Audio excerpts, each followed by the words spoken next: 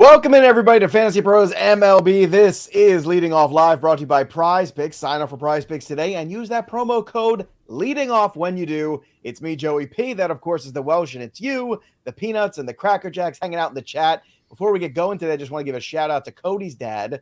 He's hanging out with him while he's having hip surgery, and I think they're watching the show together, which is good. And that's our key demographic: people having hip surgeries. But in all serious, Cody, hope everyone's okay with that. And he's watching the show now, apparently. So that's good. We continue to be very popular. And if there's anything that could motivate somebody to get out of a hospital bed, it's got to be having to sit and listen to us. Right, Welsh? I'm very popular in medical wards, for sure. Any base surgery, Godspeed on a hip surgery. I don't even know what that entails. I don't know. It's a lot. It's a lot. So, Cody, we hope a lot of us doing well. A lot of us in a bed. Yeah, not us no in the good bed with them, but well, I mean, see how the night goes. Welsh, did you get all your satiations from all of the college baseball? Are you? What's the Welsh level? It's been a very exciting few days for you with the college baseball before we get to pro baseball stuff. Well, it's all over. The Welsh level is very high because I had to have action on that game, and the money line for LSU sucked. So, like I did in game one, I played the run line here, and LSU put a beat down on Florida, and they are your College World Series champions. And it was a pretty awesome game. They were going to put Paul Skeens back in, who might be the number one overall pick. They had Dylan Cruz. It was a great series. LSU, they're the big winners. Now we move to the draft, which is like a couple weeks away. And cashed my call. I'm 2-0 in College World Series betting. Look at you. Crushing the college baseball scene. Well, let's talk about the professionals. And the best professional is Shohei Ohtani. Once again, we got to start here. He had the victory over the White Sox for the Angels, hit his 26th home run, swiped his 11th baseball. His bag, excuse me. But he had a baseball that still hasn't landed yet yesterday, too. It was quite the homer. And got me back on the board, which was maybe the most important thing of all of this. Not for Ohtani or anybody else. It was to get me back on the board and help cash my little hit parlay because Ezekiel Duran had just got a hit like 5 minutes before. And then, bye-bye, Shohei Ohtani absolutely smacks that for, I think, the league lead, right? 26? He's up at 26 with the league lead with Alonso missing some time. And Matt then Olson Judge missing some time, too. He was tied with Matt Olson at 25 before that, So Ohtani could very well be the hit leader, the hit king, I should say, in terms of home runs. In terms of the home run king, I should say. He has a chance to be the strikeout king. If he does both of those things in the same season, my goodness, how amazing would that be? Where is he at? Now I have to look now that you said that because I was well over 100. Where is he at on strikeout? Yeah, we're gonna look here because that is an important one. And I don't think I said it here. This might have been ITL, but the only person with higher odds to make this about Corbin Carroll, who has been struggling, by the way, the only person with higher odds of lockdown of an award is Ohtani and AL and AL MVP, and that's the only guy. So, so on strikeouts here. Ohtani's at 117. That's where Ohtani's so your leaderboard is 146 for Strider. Gossman is 127. Pablo Lopez 120. Ohtani 117. So he's third in the AL. And there are a total of 21 pitchers with 21 with 100 or more strikeouts. By the way, I wanted to ask you this. I meant to ask you this the other day. Those ridiculous trades, because we're talking about Ohtani here for a second. Ohtani is like minus 650 for AL MVP. And I know you won't, not that we would touch that number anyways, but you wouldn't touch it because of your Ohtani getting trade thing. I, on ITL yesterday, said without doubt, 100% Ohtani will not be traded. I feel it 100%. Oh, I think we're getting closer to that. Yeah. No, I think my agreement? Yeah, I agree. That he's getting traded. No, after trading for Eduardo Escobar and Mike Moustakas a month before the deadline. If those pieces don't put you over the top for the Angels, I don't know what would. I mean, Mike Moustakas and Eduardo Escobar, game-changing players. There is a bit of sarcasm in my voice, if you can tell from my tone. But no, I agree with you. I think the problem is the expanded playoffs makes it a really difficult sell right now to the fan base to deal Shohei Ohtani. It's getting harder and harder every time they have, every time they're hovering in this wild card range, and you're right. They are making acquisitions. It doesn't feel like they're going to trade him. And you know what's going to happen? they are going to lose him to free agency in the draft pick. And they're going to miss the playoffs. And they're going to miss the playoffs by like 2 games. They're going to do that. But you've got the guy who's going to, sell all the jerseys. He's going to get all the records. I mean, he's going to get all the accolades. It's all going to be there for him. They could build a statue of him outside of the Angels ballpark, and they should. And then they'll have Shohei Ohtani Day. That'll be fun. And then the Angels will never see a World Series. I mean, I want to see that Mexico artist, the Mexico series artist who did the Juan Soto. I'd like to see a Shohei Ohtani version, the MVP one. Do we have one of those up still? See that? I don't. We don't have that up. We do have Spencer Strider's strikeout number, which was 10 yesterday. I tempted fate, Welsh, and I was rewarded nicely. Crushed the strikeout props yesterday. Got him, got Castillo, and they were big numbers. Big number, 9.5 went over. Just got it by the skin. That's not your type of bet either. So I was happy for you when I saw it because you like. What do I always say? It's always the automatic. I see 8.5, I go the under, and 75% of the time it's spot on. But it was more the matchup against the Twinkies, and the Twinkies didn't let me down. Congratulations, Twinkies. 10 strikeouts for Spencer Strider. He is at the very top of that list as well. At 146 right now with the strikeouts. But Shohei Ohtani, I mean, right now, I'd vote for him for Cy Young. I'd vote for him for MVP. We talk so much about Shohei winning that Cy Young. I think that is starting. If you want to make money on Ohtani, that's the place to do it now. I looked yesterday. I'm trying to remember who was the leader of the pack. It wasn't Ohtani's like 4th in the AL Cy Young. God, who was it? I will look over at Betting Pros right now. I think it was Gossman. It's probably Gossman. I know Cole is still in that conversation Cole as well. was 2, Gossman was 1, and then I think Ohtani was 4, and then I'm missing somebody in that group. Maybe Joe Ryan. Well, on bettingpros.com right now, or you could just download the Betting Pros app. You could also join our little Betting Pros leading off group there. It is right now Framber Valdez at plus 300. Shane McClanahan plus 360 is the best number you can get. Garrett Cole plus 550. Kevin Gossman plus 600. And then there's Shohei Ohtani still at 12-1, folks. The Ohtani narrative continues to get stronger and stronger. We'll see what today's start brings us. I want to talk about the futures game because those rosters were announced. I looked them over. I know lots of exciting things. You got the Jackson Holidays. You've got the Marcelo Mayers. So who are you excited about seeing in this futures game coming up in not too long? Well, I mean, Jackson Holiday is like a no-doubter. That's an absolute no doubt across the board. Let me take a look here. I actually just wrote this down. Junior Caminero, probably one of the most fun. That's a guy that has moved right into near the top 10 of overall prospects. By the way, if that doesn't sound like an old gangster name from like 1984. Junior Caminero here. Get that Junior Caminero. No, that's like 1930s, 40s gangster. I'm talking like this guy was a capo in the Gambino crime family. Hey, go talk to Junior Camarero. Go talk to him and go take Louis with you and see if you can. You guys can figure out some stuff. I mean, what's his last name again? Junior what? Caminero. Junior Caminero. Hey, Junior, what are you doing? Hey, why don't you go see that guy about that? I got some parking tickets. I want to go talk to that judge. Make sure they go away. Junior can take care of this. Junior Caminero can take care of this if anybody can. Go take Frankie and Louis Dumps with you. And they'll take care of everything. Louis Dumps, Jesus. On the AL side, Junior Caminero and Jackson Holiday might both be out there. They'll probably switch between them. Actually, their shortstop infield is Caminero, Holiday, and Marcelo Mayer, which is bonkers. Maybe the most exciting guy to watch is Spencer Jones with the Yankees. 6'6", 230, 235. That's a dude that's they're going to just talk about judge comps. He might be one of those guys that just lights it up in that game. Over on the NL side, way better pitching. There's a guy, Jacob Mizorowski, who puts up like 3,000 RPM spin numbers. I think he might pop a little bit when everybody sees him. Dalton Rushing, a catcher, they're going to want to pay attention to. I personally love Ryan Bliss with the Diamondbacks, but Jordan Lawler is going to be there, Noelvi. And then as fun as this outfield is, they've got Jackson Churio, one of the top prospects in baseball, Pete Crow Armstrong, but James Wood. Justin Crawford is going to be there, and that's Carl Crawford's kid.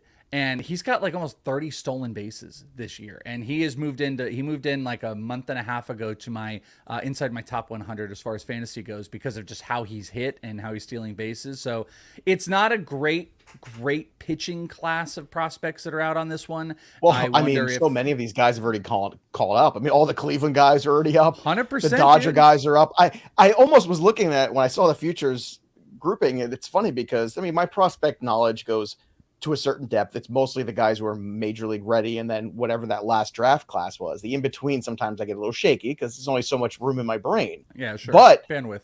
The big thing that my big takeaway from these rosters was, geez, look at it's basically, I mean, so many of the guys that we would have anticipated a game like this.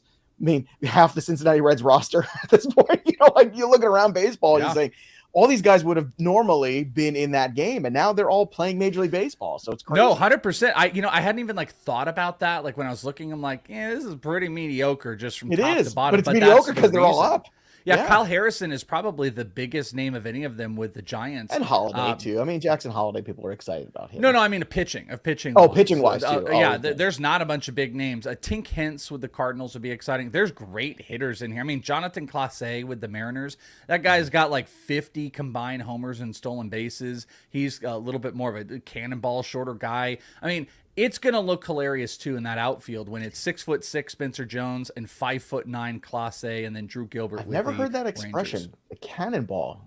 I feel like that's like it's like a short, stout that's like little, me. like, exactly. You're 100% a cannonball. Yeah, I lift it right over my head. That's fine. You're probably good. I actually wouldn't be surprised. Like Joe's like a cannonball for sure. By the way, Tim Sawyer says Joe was the inspiration for the show Boardwalk Empire. Fun fact. I actually, when I was still acting, I was actually had up for a role in that and went to audition for Boardwalk Empire. We didn't get it. I loved that show, and then I completely dipped out at the end for no reason. I never watched it. It never did it for me. Finished it. That was a great show. Yeah. I just didn't finish the show.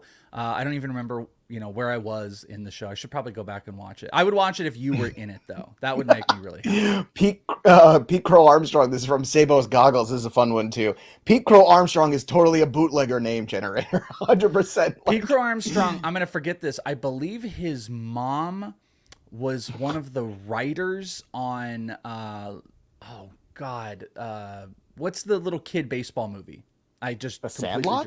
The Sandlot. Yeah. Really? Yeah. His parents are both like one's an actor and one's a writer. Maybe his dad's the writer and his mom was an actress. And you're gonna get. I'm telling you, the cool thing about watching the Futures game, you're gonna get all the stories. You're gonna get the Carl Crawford's father of Justin. You're gonna get the Pete Crow Armstrong narrative. They're all the Nepo babies for you. Great, exactly. Terrific, exactly. Nepo baby central. Speaking of Nepo babies, let's do the rookie lookie, right? Jordan Westburg made his debut yesterday at second base for the Orioles. A nice double play turn there. Had a walk, got a RBI. So it was a full day for him. Very well received too. The crowd was very excited. Did you get to see any of the debut of another young prospect here in Westburg? We did. I mean, Jordan Westburg was I'm going to pick him up. I'm finding a way to make it happen. And he turned inside on a pitch, was able to bloop it out into left.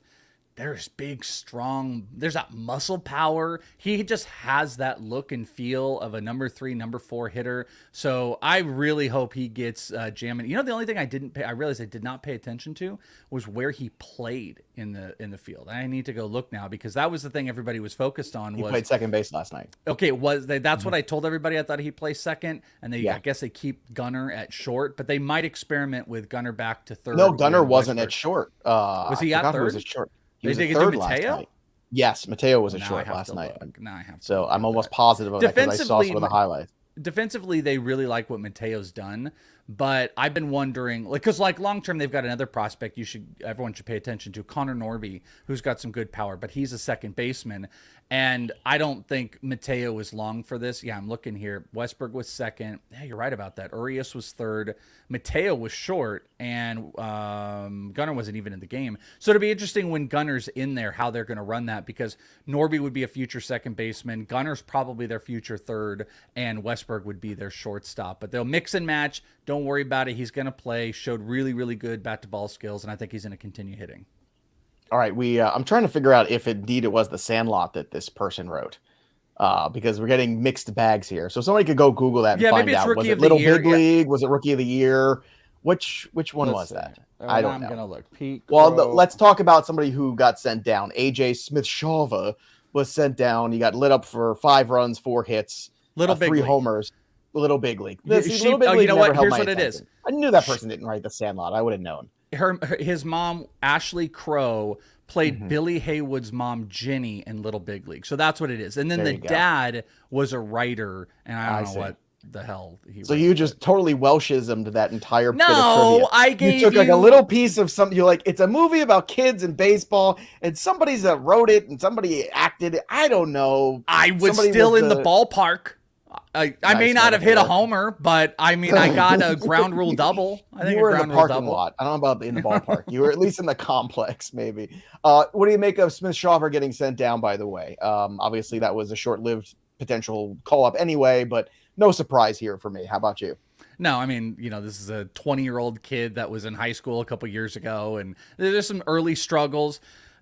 He played well, like early in games, and then gets kind of beat up second way through. So that I think this is going to lead to probably whenever he comes back, maybe a bullpen role the rest of the year, which probably is maybe. I mean, that's what they originally brought him up to do, and then it fell apart as he got into the rotation. I think he'll be back up. I think he'll be in the bullpen though. I don't know if there's much redraft fantasy value rest of the year. I don't think there's any. Barring injury, I don't think there's any. I'm just going to throw that out there. Sorry. I know I'm such a negative fella lately. Although, like I said, yesterday's betting, I think I turned the corner. I think I've broken the jinx here. So I'm feeling good, feeling strong about today's. Yeah, man. I mean, the Spencer Strider investment on top of the Castillo investment is good. God, the chat's turning on me. Why have you all turned? The only person I have in my corner right now is Cody. Cody's in my corner. Everyone's turning on me. Why are people turning on you? I don't know. Cody says you're the best. I know Cody's my best friend, but everybody else. I think they're just riffing on the concept of, his mom was Sheryl Crow and she married Neil Armstrong. Ashley Crow, get it right. Get it right, everybody. Listen, I still get the credit. I'm taking the credit here. I'm taking the credit for the vicinity that I was in, regardless of what you guys want to talk about. Now we're in the vicinity. We're not even in the parking lot. We're in the general vicinity of correctness, okay? Injuries. Matthew Boyd was removed from Monday's start with an apparent injury there, so we'll keep an eye on Matthew Boyd. Eduardo Rodriguez on his way back, making his first minor league rehab assignment, so he should be traded any day now, folks. Make a start or two, and then poof, he will vanish in thin air into some other roster. I still say the Astros, that's the place for Eduardo Rodriguez. And then you and I can go and pull those clips where it's like we were right back then. We haven't looked good because he got hurt, but we were determined that all this was a pause. That's all that was. Jazz Chisholm, he's been on a pause. He was activated from the 10-day IL. We'll see if that goes. Byron Buxton, by the way, was also out again with a back injury. Still shocking. Can't believe it. Rockies activated CJ Cron, so a lot of people coming back, and good news too. A lot of good positive injury news today. Brandon Lau beginning that rehab assignment on Monday. So that is a good thing for him too. 3 up and 3 down from last night. Reed Detmers. Holy crap. If you held on to Reed Detmers, you've had some moments. 10 strikeouts, 7 innings, 1 run ball. Very good for him. Spencer Steer, kind of the unheralded young player on that Reds team. We all talk about McClain and Ellie, and they're all exciting and all this stuff. But then there's Spencer Steer, who's just getting the job done. I gotta say, that dude's been very impressive, very quietly though. I'm actually really, really glad too that you stopped here and you didn't blow by him because I've been talking Spencer Steer where we can, and I put him in the trade video this week because we are at a point where this isn't like the pickup Steer anymore. 96% owned in CBS leagues, but just a couple things that I threw out there. I picked him up in April in my home league when Anthony Rendon got hurt the first time. And thank God I did, because that was a really good move. What's nice is he's had a little bit of a struggle coming into the month, hitting 240, but he was one of these guys. We were looking at rest of season projections. He has actually better rest of season projection numbers almost across the board outside of batting average. We're talking homers, RBI, runs. He's being put in a prime hitting situation with Ellie and McClain hitting in front of him. He's made great contact. He also doesn't strike out. It's been like under 20%. I love Spencer Steer. I think he's a great building block piece. And as I kind of label it in the trade video, I've got a couple guys at the front of the video that are get these guys thrown into trade. It's the trade pack. You're going someone else. Make sure this guy is also just thrown into the trade. That is Spencer I like that mindset. Steer. Also, a question here from Positive Grouch, which might define my personality in the last week or so. Should I drop Miguel Vargas? I say no. They're playing the Rockies this series. I mean, he's stunk. I know, but you can't drop a guy who's in Colorado for a couple games. Like, that's just not a good look. Drop him for Spencer Steer. Well, that's fine. If you could do that, I appreciate that. In a also, New York minute. Castillo, I said Tennessee minute the other day, by the way, and I don't know what you did is. Not. Tennessee minute. Write it down. I said it on ITL. I said Tennessee minute, and I was so confident about it. And then Bogman was like, that would be a New York minute. And I was like, well, what's a Tennessee minute? Don't know. Doesn't even enter your brain. I don't understand. There's a lot. I don't know what. There's a lot of things. Please, somebody write that down as another Welshism too. I almost made up a Welshism yesterday. I can't remember what it was. I have to go think about the train station. That is my brain of like what comes in and leaves out. There's not a lot of security, and there's not any active things going on. No, that's not. I can attest to that. Luis Castillo, 7 innings, 7 strikeouts, earned run again. Went over the 6.5. I don't care if I barely got them all. I got him. That's all that matters. We won yesterday. Let's go. 3 down. Josh Young, another bad performance. Over 4Ks. Just saying. Watch those Josh Young shares. Just be careful here. Mike Trout. Who benefits in like an award season for you for Josh Gunnar Henderson does for me. Oh yeah. Because I had early Gunnar and early Corbin Carroll, and then I had the combo meal of the two of them. The combo meal is a big number because I thought it's a small bet but a big number, so I'd like that one to come in. We shall see. Big enough. Oh, not like share. I mean, like 1,000 or anything like that. But I will say this already on NFL. If you haven't, go to Betting Pros on the YouTube side of things. I've already gone through some of my favorite bets for the NFL season. Joey's made some big investments, and Joey's excited. There's also a couple where you can put together in a crazy parlay of like just 3 major awards of the things I like for like $10, and you get a return of like 13,000. With the things that I like. Yeah, I know. I had to do a double take on that bad boy too, but it's out there. It's for you. Go take a look at it. Josh Young 0 for 4Ks. Trout was bad 0 for 3Ks. And of course, Andrew Heaney 5 2/3, 6 earned runs. So no bueno for him. Not a good day, but we turned the page from yesterday to today with a little prize pick. So sign up today, go download the PrizePicks app or go to prizepicks.com. You get 100% deposit match up to $100. Yesterday, they all came in. Use that promo code leading off. That's what you want to do. Welsh has been red hot with the prize picks. I was prize picking hard yesterday. Welsh, pick some prizes for our friends. All right, Tim is very right, by the way. Tim in the chat was like, the 100-degree weather in AZ has fried my brain. It is 100%. And by the way, well, that's nothing. I talked to Debro this morning in Texas, and it's like 174 degrees there. It's bad. Yeah, well, it's 113 here. It's not 100. It's like 113. Yeah, but you guys sign up for that crap in Arizona. It's dry heat. Yeah, I know. It's the dry heat. It's not a dry heat. It's hot. It's hot as nuts. It's ridiculously hot. No, it's just hot. 100%. And I'm going out today later to a complex league game at night. So hopefully I'll be here tomorrow. So it'll only be, what, 102? Yeah, well, no, it'll be, exactly. It'll be like 104 at night. You just sleep in the pool. Yeah, actually, I got a pool. I should just go lay in there. It's a little too warm. It's like crazy bath weather. All right, so for my prize picks today, what we're putting together, I've got Clayton Kershaw, fantasy score. I'm going 33.5 over. Then I'm going to take a couple of hitters. I'm going back to the well on Corey Seager. He did nothing for me yesterday. He was up. Bottom of the 9th, 2 outs, bases loaded, and he popped out. That's not happening today. We're getting the fantasy score 7.5 for Corey, and I'm going with Jose Ramirez fantasy score 8.5. So it's just all fantasy scores over. Kershaw, Seager, Jose Ramirez. Do your best. Put them together. I'm going all pitchers today. Again, we talked about this. When you're going ice cold in the betting market, get back to basics, the things you can control a little bit. Pitcher strikeouts. To me, those are always the props that you can control way more than anything on the hitting side. So I'm going to go back so hard with last year. I mean, I found so many different ways to bet this year. I think I've been. I don't want to, tout gambling is very tough, but like my first 3 betting has been phenomenal this year. I have dominated that. If anyone has followed those, but man, I have fallen apart on strikeouts. I'm trying to avoid those. You have done great. I have fallen the strikeout apart king. On those. But this is the basics of, again, the things you can control a little easier. Joe Ryan, 5.5. It's a small number. I know it's against the Braves. I get that. I think he can get to 6. Clayton Kershaw, it's 6. I don't care if it's in Colorado. He is completely overmatching the Colorado Rockies tonight.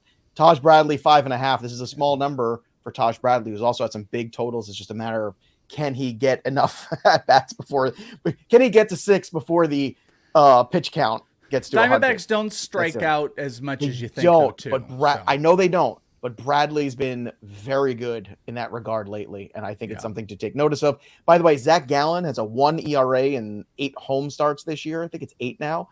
He's got a 5 ERA in his road starts this year. To me, that is not Cy Young caliber. Like you can't be that guy on the road, and I think that matters. So he's got to figure that out. He's at home today, so you could invest. My favorite things today, again, stick with the same guys. 5.5 strikeouts for betting over on Betting Pros for Joe Ryan. 6.5 is the number for Kershaw. It's a little higher there, but I'm still going to go over there. I think he can get to 8 easily today. You know what? Kershaw could be a ladder bet guy today. I'm telling you, I think there could be a big one in there against Colorado. Really? They are dreadful. I do. I'm starting to think about that hardcore. Yeah. But that number's at 6.5. It's 6.5. I saw it at 7.5 earlier, and that didn't get. But this is why you go to Betting Pros, because you get all the pieces there. So 6.5. Again, you can bet the 7.5, 8.5, 9. You can go right up to that double digit level. I think with Kershaw tonight. Ohtani, you might be able to do with him too, because his number is just 7.5 against the White Sox, and this is another one where Ohtani I think is going to dominate today. He could get to double digits. Whenever you see a guy at 6 or 7 and you think there's double digit potential, to me, that's when you go, all right, let's do the investment. Let's go. And then Bradley, of course, again. Welsh, what do you have on the betting market side today? Yeah, I like those. It's funny you mentioned that because I didn't with Kershaw, but I very much considered Ohtani as like a ladder. Not that I was going to jump into ladder bet today, but taking the over, I was jumping into that for sure. What is Wonky saying? Wonky says, I'm a fan of Kershaw right now, but that could change in an Idaho minute. I shouldn't have said anything. I shouldn't have said anything about the Tennessee minute. Oh, everybody loves a good. This is a good one too. Razor's on one that's good. Whitlock at 4.5 Ks the over today. Yeah, like that was another one. That's another low number. All right, so here's where I am at today. I have got 2 first 3 team totals. I know those have been wacky, but I've enjoyed those. I'm going to jinx it here, but I've hit all of these so far. I'm going with Arizona and Tampa Bay through the first 3 innings. Team total runs 2.5 under. I'm going to take the under. I'm also going to take, you talked about Garrett Whitlock, the Marlins and Boston first 3 team total 2.5 under. That one I think that one is paying you. That one is paying you plus money. It's negative money on the Arizona Tampa Bay. I like both of those. Sandy going and getting going through the first 3. Whitlock, I like a decent amount as well. So I'm taking essentially under 3 runs, 2.5 on both the Tampa and that Boston game. And then I am getting into the K market. So, God willing here. Everybody else get out.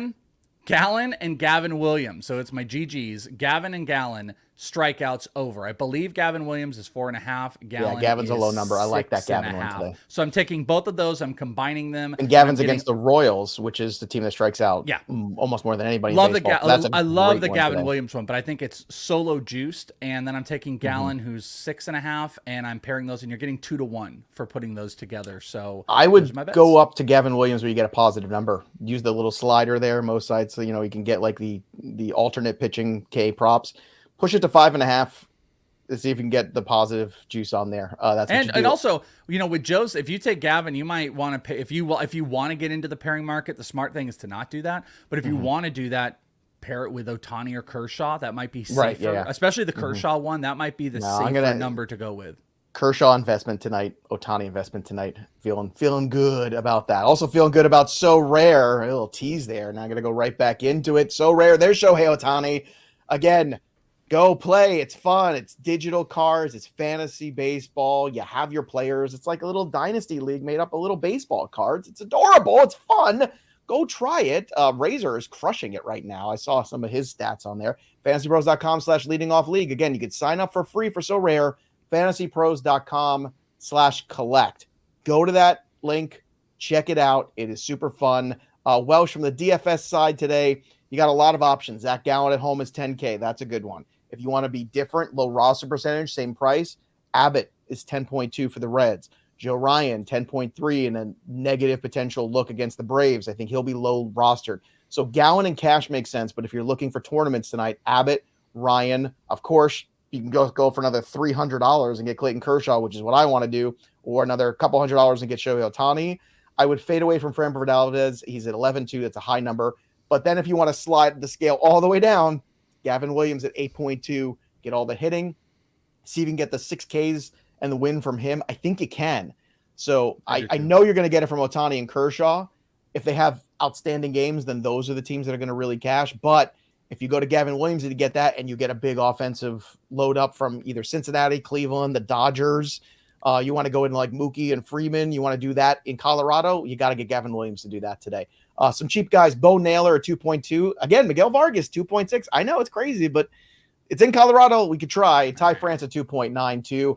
I'm going with Jose Ramirez for my home run call today. And speaking of home run calls, somebody's on the board. Look at that.